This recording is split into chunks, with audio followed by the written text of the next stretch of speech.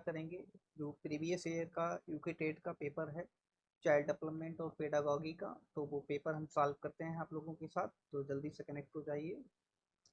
तो चलिए शुरू करते हैं। स्क्रीन पर हमारा पहला क्वेश्चन है, समावेशी शिक्षा इंक्लूसिव एजुकेशन।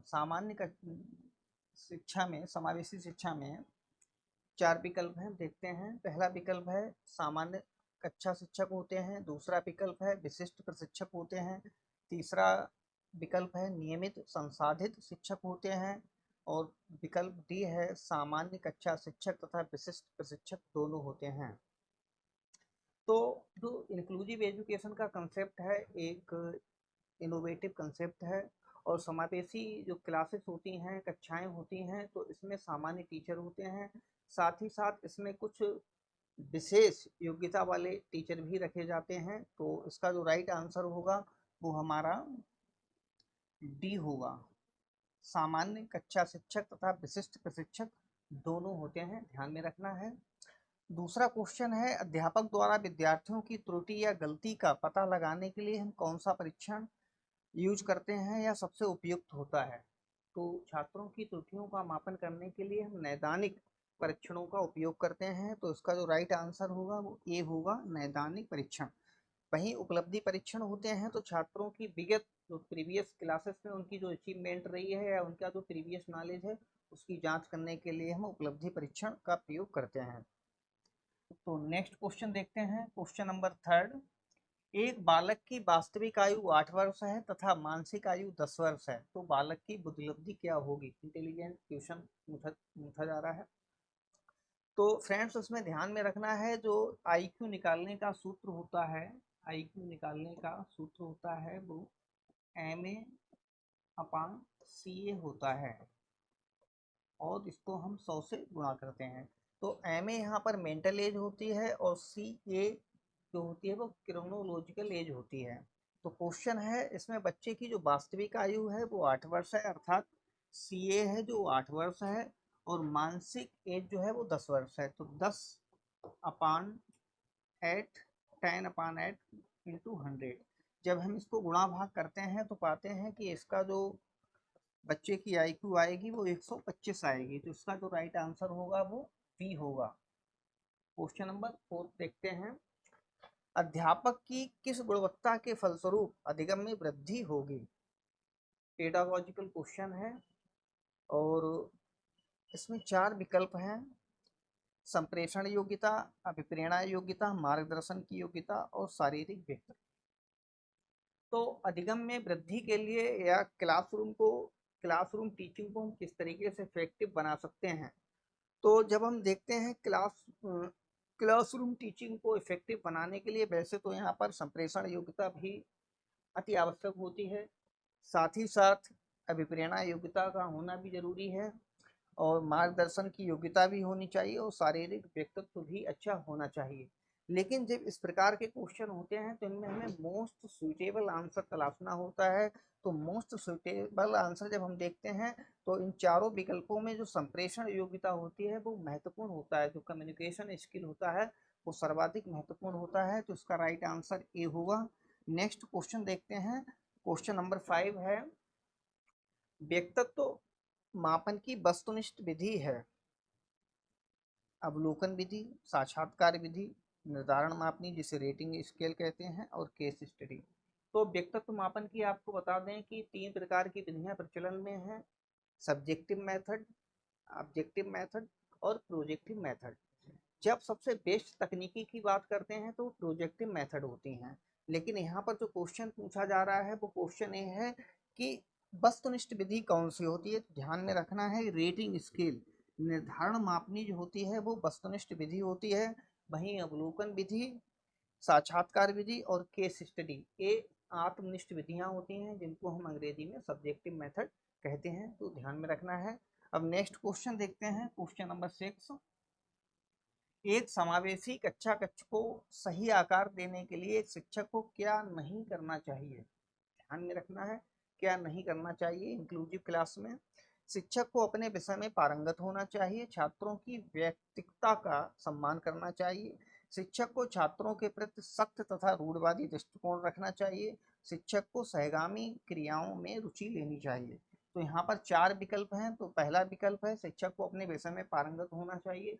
निश्चित रूप से हमें अपने विषय का में पारंगतता होनी चाहिए, हमें उसकी पूर्ण जानकारी होना चाहिए। छात्रों की जो निजता होती है उसका हमें सम्मान करना चाहिए। शिक्षक को छात्रों के प्रति सख्त तथा रूढ़वादी दृष्टिकोण रखना चाहिए। तो यह गुण नहीं होना चाहिए, ये अवगुण है, गुण नहीं है, निगेटिव है। तो इसका राइट आंसर सी होगा। छात्रों के प्रति सख्त तथा रूढ़वादी दृष्टिकोण नहीं रखना चाहिए। तो इसका राइट आंसर सी होगा। नेक्स्ट क्वेश्चन देखते हैं, क्वेश्चन नंबर 7। कोहल वर्ग ने नैतिक विकास के कितने स्तर बताए हैं? बहुत इंपॉर्टेंट क्वेश्चन है, तो ध्यान में रखना है। कोहल वर्ग ने नैतिक विकास के 3 स्तर बताए हैं। और ये भी ध्यान में रखना है, कोहल वर्ग ने नैतिक विकास के 3 स्तर और 6 चरण बताए हैं। चरण बताए हैं। अब यहाँ पर इम्पोर्टेंट बात यह है कि यहाँ पर नैतिक विकास के स्तर पूछे जा रहे हैं, तो 3 हैं। अगर क्वेश्चन होता कि कोहल वर्ग ने नैतिक विकास के कितने चरण बताए हैं, तो हमें ध्यान में रखना होता है कि 6 चरण हैं और 3 स्तर हैं। तो इसका राइट आंसर ए होगा। नेक्स्ट क्वेश्चन देखते हैं, क्वेश्चन नंबर 8। एक अध्यापक का अपने विद्यार्थियों को सिखाने का सर्वोत्तम तरीका हो सकता है। बहुत इंपॉर्टेंट क्वेश्चन है। एक अच्छा व्याख्यान देकर, मॉडल दिखाकर, शिक्षण में ओवरहेड प्रोजेक्टर का प्रयोग करके, शैक्षिक भ्रमण के द्वारा। देखिए ये भी बहुत इंपॉर्टेंट क्वेश्चन है, तो ध्यान में रखना है कि एक अध्यापक के लिए एक अच्छा व्याख्यान देना भी जरूरी होता है। अच्छा व्याख्यान देकर भी हम कंटेंट को अच्छी तरीके से एक्सप्लेन कर सकते हैं और छात्रों के मस्तिष्क में आसानी से उसे प्रवेश करा सकते हैं। दूसरा है, मॉडल दिखाकर भी हम जो कंटेंट होता है, विषय वस्तु होती है, उसको स्पष्ट करते हैं। ओवरहेड प्रोजेक्टर का प्रयोग करके भी हम जो सूक्ष्म जानकारी होती है या सूक्ष्म कंटेंट होता है उसको बड़ा करके उसे दिखा सकते हैं। शैक्षिक भ्रमण के द्वारा भी। तो जब इस प्रकार के क्वेश्चन आते हैं तो इनमें, जैसा कि मैंने अभी पहले क्वेश्चन में बताया था, कि मोस्ट सुइटेबल आंसर को हम देखते हैं। तो मनोवैज्ञानिकों का मानना है कि शैक्षिक भ्रमण जो होता है वो छात्रों को बिल्कुल लाइव जानकारी प्रदान करता है और ये सबसे महत्वपूर्ण टीचिंग मटेरियल होता है शैक्षिक भ्रमण। तो इसका राइट आंसर डी होगा। नेक्स्ट क्वेश्चन है, सही मिलान कीजिए। बहुत इंपॉर्टेंट क्वेश्चन है। पढ़ने की अक्षमता, मौखिक रूप से सीखने की अक्षमता, लिखने की अक्षमता, गणित संबंधी अधिगम अक्षमता। तो ध्यान में रखना है कि जो पढ़ने की अक्षमता होती है, जिसे हम पठन दोष कहते हैं, एक डिसलेक्सिया होती है। तो इसको इस तरीके से मिलान कर सकते हैं, डिसलेक्सिया। गणित संबंधी अक्षमता होती है वो डिस्कैल्कुलिया होती है। और डिस्फेसिया मौखिक रूप से सीखने की अक्षमता होती है और लिखने की अक्षमता डिस्प्रैक्सिया होती है। तो इसका राइट आंसर बी होगा। थर्ड ए हो जाएगा आपका। फोर्थ बी हो जाएगा, मौखिक रूप से सीखने की अक्षमता डिस्फेसिया। और फर्स्ट सी हो जाएगा, लिखने की अक्षमता डिस्प्रैक्सिया। और सेकेंड का आपका डी हो जाएगा, सेकेंड का आपका डी हो जाएगा, डिस्कैल्कुलिया गणित संबंधी अधिगम अक्षमता होती है। ये लर्निंग विकार होते हैं, सीखने संबंधी विकार होते हैं। तो ध्यान में रखना है, इसका राइट आंसर आपका बी होगा। अब नेक्स्ट क्वेश्चन देखते हैं। सतत एवं व्यापक मूल्यांकन में व्यापक मूल्यांकन शब्दावली का तात्पर्य है सभी विषयों का मूल्यांकन, शैक्षिक क्षेत्र का मूल्यांकन, शैक्षिक एवं शैक्षिक क्षेत्र का मूल्यांकन। तो जो सतत व्यापक मूल्यांकन होता है, कंटिन्यूस कॉम्प्रिहेंसिव इवैल्यूएशन, इसमें हमारा जो होता है वो शैक्षिक क्षेत्र के साथ साथ जो सहशैक्षिक क्षेत्र होता है उसका भी मूल्यांकन किया जाता है, अर्थात पाठ्य सहगामी जो क्रियाएं होती हैं विद्यालय में उन सबका मूल्यांकन इसके अंतर्गत किया जाता है। तो इसका राइट आंसर आपका सी होगा। नेक्स्ट क्वेश्चन है 7 से 12 वर्ष की अवस्था कहलाती है। बहुत इंपॉर्टेंट क्वेश्चन है। शैशवावस्था, उत्तर बाल्यावस्था, किशोरावस्था, पूर्व बाल्यावस्था। तो जो मनोवैज्ञानिकों ने जो क्लासिफिकेशन किया है ह्यूमन डेवलपमेंट स्टेजेज का, उनमें जो शैशवावस्था होती है वो 0 से 5 ईयर्स तक होती है। उत्तर बाल्यावस्था होती है वो 9 से 12 साल तक चलती है। किशोरावस्था जो होती है टीन एज कहलाती है, जो 13 to 19 चलती है। और पूर्व बाल्यावस्था जो होती है वो 7 से 12 वर्ष तक होती है। तो ध्यान में रखना है, इसका जो राइट आंसर होगा वो डी होगा। अब नेक्स्ट क्वेश्चन देखते हैं। तत्परता का नियम का संबंध है। थॉर्नडाइक ने सीखने के 5 नियम बताए थे। 3 मुख्य नियम बताए थे, 5 गौण नियम बताए थे, टोटल 8 नियम बताए थे। तो सीखने के जो मुख्य 3 नियम बताए थे उनमें से एक नियम था तत्परता का नियम। और थॉर्नडाइक ने सीखने की जो थ्योरी दी थी वो प्रयत्न एवं त्रुटि थ्योरी दी थी। तो इसका जो राइट आंसर होगा वो डी होगा। नेक्स्ट क्वेश्चन है सुझाव ग्रहणशीलता किस अवस्था में सर्वाधिक पाई जाती है। ये भी इम्पोर्टेंट है। देखिए अवस्थाएं हैं, किशोरावस्था जो होती है टीनेज कहलाती है, ये दिवा स्वप्न की अवस्था कहलाती है, बच्चे डे ड्रीमर होते हैं। उत्तर बाल्यावस्था जो होती है 9 से 12 साल की होती है, इसमें बच्चे मेच्योरिटी की ओर आगे बढ़ते हैं, उनमें रिफ्लेक्टिव चिंतन धीरे धीरे डेवलप होने लगता है। और जो पूर्व बाल्यावस्था होती है वो 6 से 9 वर्ष तक होती है, 9 वर्ष तक। तो इस अवस्था में सुझाव ग्रहणशीलता सर्वाधिक पाई जाती है, ऐसा मनोवैज्ञानिकों का मानना है। तो इसका राइट आंसर सी होगा। अब नेक्स्ट क्वेश्चन देखते हैं कि सृजनात्मकता है, क्रिएटिविटी क्या होती है। जन्मजात योग्यता है, मानसिक योग्यता है, परंपरागत योग्यता है, प्रश्न को हल करने की क्षमता है। तो जब हम क्रिएटिविटी का अध्ययन करते हैं तब हम देखते हैं कि मनोवैज्ञानिकों का मानना है कि जो क्रिएटिविटी होती है वो सभी बच्चों में कुछ ना कुछ मात्रा में पाई जाती है, सभी बच्चों में क्रिएटिविटी होती है। वहीं एक्सेप्शनल चिल्ड्रन वो होते हैं जिनमें क्रिएटिविटी की मात्रा अधिक होती है। तो क्रिएटिविटी जो होती है मनोवैज्ञानिकों का ये भी मानना है कि ये जन्मजात और मानसिक योग्यताओं का मिश्रण होती है। तो लेकिन यहाँ पर क्वेश्चन पूछा जा रहा है कि सृजनात्मकता एक है, जन्मजात योग्यता, मानसिक योग्यता, परंपरागत योग्यता, प्रश्न को हल करने की क्षमता। सभी इसमें विकल्प जो हैं कुछ ना कुछ मात्रा में क्रिएटिविटी की ओर इंगित करते हैं। लेकिन जब हम देखते हैं कि मनुष्य जो होता है वो कुछ विशेष योग्यताएं लेकर जन्मजात रूप से पैदा होता है, तो इसका जो राइट आंसर होगा वो जन्मजात योग्यता होगा। क्रिएटिविटी एक जन्मजात योग्यता होती है, ध्यान में रखना है। नेक्स्ट क्वेश्चन है बालक की जिज्ञासा कहलाती है। ये भी इंपॉर्टेंट क्वेश्चन है। अभिवृत्ति, रक्षा युक्ति, भाव, आत्म संप्रत्यय। तो जब हम देखते हैं बालक जिज्ञासु होते हैं, उत्तर शैशवावस्था और बाल्यावस्था में जिज्ञासाएं बच्चे की चरम सीमा पर होती हैं, सभी बच्चे जिज्ञासु होते हैं। तो जिज्ञासा होती है बच्चों की एक स्वाभाविक प्रवृत्ति होती है। तो यहाँ पर स्वाभाविक प्रवृत्ति का कोई विकल्प नहीं है। अभिवृत्ति एटीट्यूड अलग कंसेप्ट होता है, और अच्छा युक्ति जो सेफ्टी मैकेनिज्म होता है वो अलग कंसेप्ट होता है। तो राइट आंसर इसका जो होगा वो भाव होगा। नेक्स्ट क्वेश्चन देखते हैं, क्वेश्चन नंबर 16।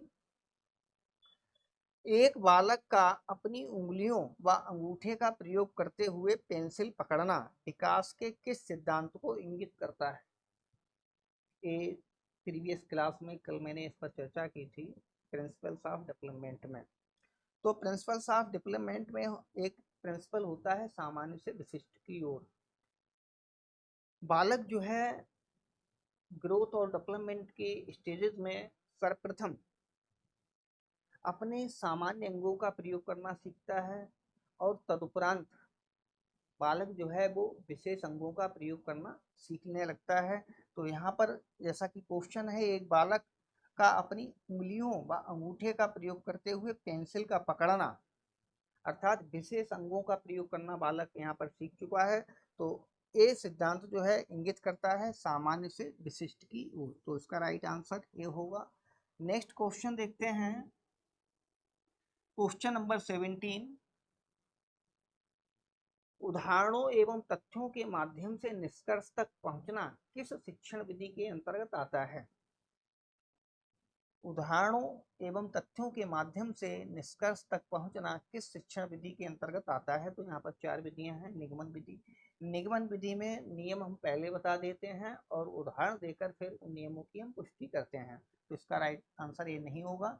विश्लेषण विधि होती है, विश्लेषण विधि में हम तथ्यों को अलग अलग करके किसी वस्तु, घटना या विचार का मूल्यांकन करते हैं, उसका विश्लेषण करते हैं, तो ये विधि भी नहीं होगी। आगमन विधि जो होती है, आगमन विधि में हम उदाहरणों के माध्यम से निष्कर्ष तक पहुंचते हैं, तो इसका राइट आंसर होगा सी। और व्याख्यान विधि के द्वारा जो जटिल संप्रत्यय होते हैं, उन संप्रत्ययों की हम व्याख्यान विधि के द्वारा व्याख्या करते हैं, तो इसका राइट आंसर सी होगा। नेक्स्ट क्वेश्चन है, पियाजे के अनुसार संज्ञानात्मक विकास की किस अवस्था में बालक विभिन्न वस्तुओं को उनकी कुछ विशेषताओं के आधार पर क्रमबद्ध तरीके से व्यवस्थित करना शुरू कर देता है? तो जीन पियाजे ने 4 अवस्थाएं बताई थी संज्ञानात्मक विकास की।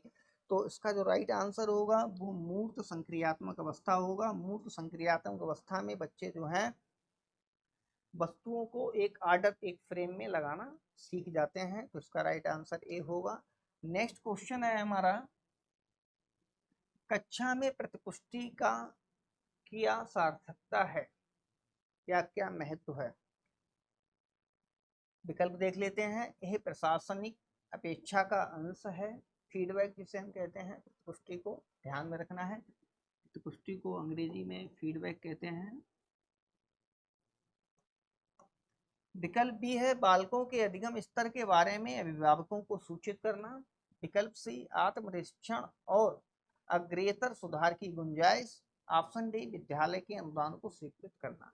तो फ्रेंड्स, हमेशा ध्यान में रखना है कि जो फीडबैक होता है क्लासरूम में ही नहीं, जीवन के सभी पक्षों में फीडबैक जो होता है वो इम्प्रूवमेंट के लिए होता है। हमने कोई परफॉर्मेंस किया है, कोई एक्टिविटी की है, वो एक्टिविटी हमने कितने अच्छे तरीके से की है, वो उसका जब हमें फीडबैक मिलता है तो हम उसमें निरंतर आगे की ओर बढ़ते हैं, अपने परफॉर्मेंस में लगातार इम्प्रूवमेंट करते चले जाते हैं। तो इसका जो राइट आंसर होगा वो सी होगा। आत्मनिरीक्षण और अग्रेतर सुधार की गुंजाइश के लिए हम फीडबैक का क्लासरूम में प्रयोग करते हैं।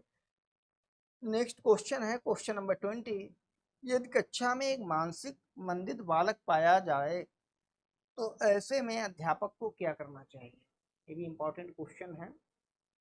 क्वेश्चन नंबर 20, मानसिक मंदित बालक, ऐसे बालक का उत्तर ना देने पर अपमान करना चाहिए, बिल्कुल नेगेटिव एटीट्यूड होगा ये। शिक्षण की गति धीमी रखनी चाहिए और पढ़ाए हुए पाठ को बार बार दोहराना चाहिए, ये ठीक है। तो इसका राइट आंसर बी होगा। अन्य विकल्पों पे भी चर्चा कर लेते हैं। एक सामान्य गति से शिक्षण कार्य करते रहना चाहिए।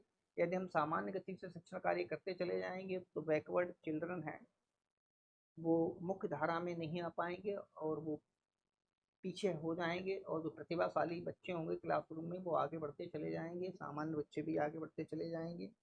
एक सामान्य गति से शिक्षण कार्य करते रहना चाहिए। मंद बुद्धि बालक को नजरअंदाज करते हुए शिक्षक को पाठ पूरा करवाना चाहिए, ये भी निगेटिव एटीट्यूड होगा। तो इसका तो राइट आंसर बी होगा। शिक्षण की गति धीमी रखनी चाहिए और पढ़ाए हुए पाठ को बार बार दोहराना चाहिए। नेक्स्ट क्वेश्चन देखते हैं, विकास क्रियात्मक विकास का मस्तकोन्मुखी क्रम है। ये टॉपिक मैंने कल ही बताया था कि विकास की जो प्रकृति होती है वो सिर से पैर की ओर होती है। सबसे पहले बच्चा जो है सिर पर नियंत्रण स्थापित करना सीखता है। तो इसमें हम देखते हैं सिर धड़ हाथ पैर। दूसरा विकल्प है सिर हाथ पैर धड़, सिर गर्दन मुख हाथ, डी मुख गर्दन धड़ सिर। जब हम इनका अध्ययन करते हैं तो पाते हैं तो सबसे पहले बच्चे सिर का नियंत्रण स्थापित करता है, फिर धड़ का, फिर हाथ का और सबसे अंत में पैर का। तो इसका राइट आंसर आपका ए होगा, 21 का ए। नेक्स्ट क्वेश्चन है, शिक्षण के किस चरण में शिक्षक द्वारा पाठ योजना की तैयारी की जाती है? ये प्री एक्टिव फेज होता है, 3 फेज होते हैं आपका। एक प्री एक्टिव फेज होता है, दूसरा इंटर एक्टिव फेज होता है और तीसरा post active phase of teaching होता है, ध्यान में रखना है। तो जो लेसन प्लानिंग होती है ये प्री एक्टिव फेज में होता है। इंटर एक्टिव फेज में हम क्लासरूम में प्रवेश करते हैं और छात्रों के साथ इंटरेक्शन करते हैं, अंतःक्रिया करते हैं, उनके साथ अध्ययन करते हैं। तो इसका जो राइट आंसर होगा वो होगा शिक्षण पूर्व क्रिया चरण अर्थात pre active phase of teaching. Next question देखते हैं। क्वेश्चन नंबर हमारा है 23। विशिष्ट बालकों की श्रेणी में आते हैं प्रतिभाशाली बालक, ऑप्शन बी संवेगात्मक बालक, ऑप्शन सी मानसिक मंदित बालक, ऑप्शन डी उपरोक्त बालक। तो विशेष बालकों की कैटेगरी होती है, मनोवैज्ञानिकों ने उन बच्चों को विशेष बालक बनाया है जो सामान्य बालकों से अलग होते हैं। तो प्रतिभाशाली बच्चे भी विशेष बालकों की श्रेणी में आते हैं। संवेगात्मक रूप से विक्षिप्त डिसऑर्डर बच्चे भी आते हैं। मानसिक मंदित बालक भी आते हैं, जो मेंटल रिटायर्डनेस का शिकार होते हैं, वो बच्चे भी विशेष बालकों की श्रेणी में आते हैं। तो इसका जो राइट आंसर होगा वो डी होगा, उपरोक्त सभी। क्वेश्चन नंबर 24 देखते हैं। संबंध प्रतिक्रिया सिद्धांत का प्रतिपादन किसने किया था?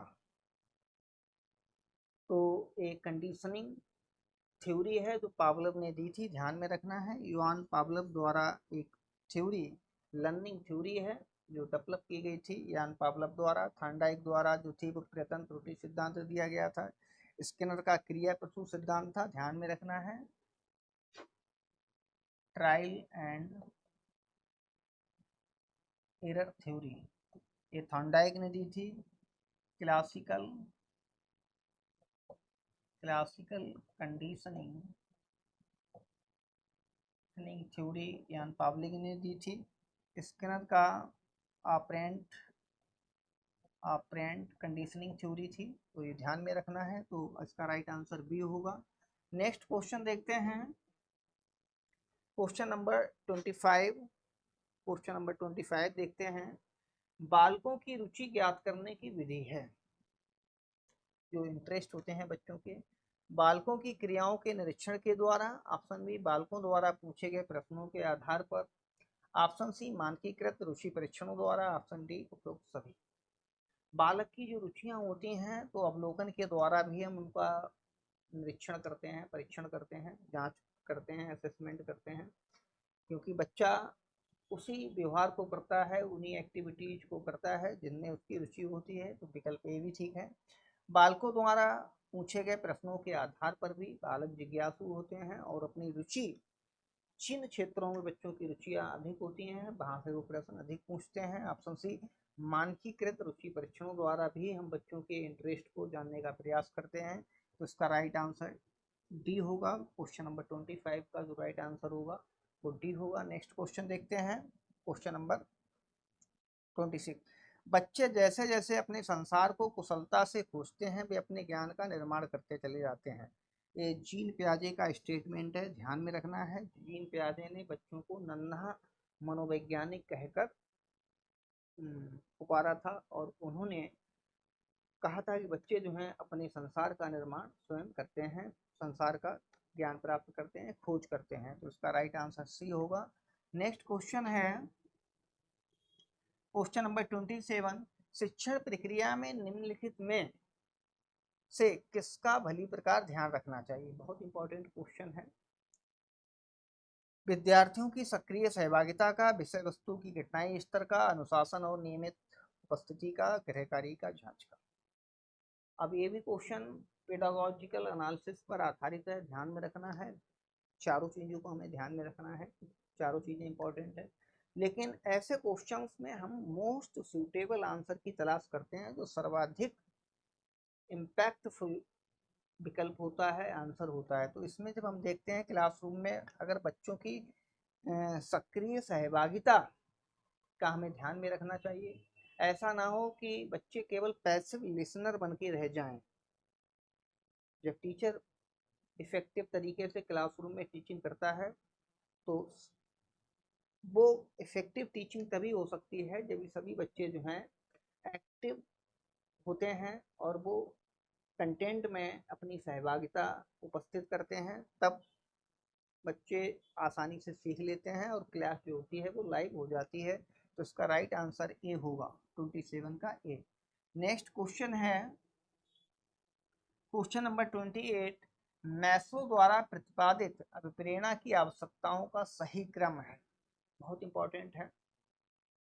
मैस्लो ने सबसे पहले फिजिकल नीड बताया था। फिजिकल नीड, तो सबसे पहले हम देखते हैं फिजिकल नीड। फिर दूसरे नंबर पर उसने सुरक्षा संबंधी आवश्यकताएं बताई थी, तो ए और 5 का आएगा। उसके बाद उसने स्नेह संबंधी आवश्यकताएं बताई थी, तो सेकेंड आएगा हमारा। फिर second, first 5 second, first 5 second इसमें विकल्प मिल रहे हैं। फिर 4 आएगा सम्मान संबंधी आवश्यकता। और फिर आपका आएगा आत्मसिद्धि की आवश्यकताएं। आत्मसिद्धि की आवश्यकताएं जो होती हैं सेल्फ एक्चुअलाइजेशन नीड होती है, और ये सबसे अंतिम व्यक्ति की आवश्यकता होती है। और मैस्लो ने कहा था ये आवश्यकता या ये नीड बहुत रेयर केसेस में ही लोग इसको प्राप्त कर पाते हैं। तो उसका राइट आंसर सी होगा। नेक्स्ट क्वेश्चन है क्वेश्चन नंबर 29।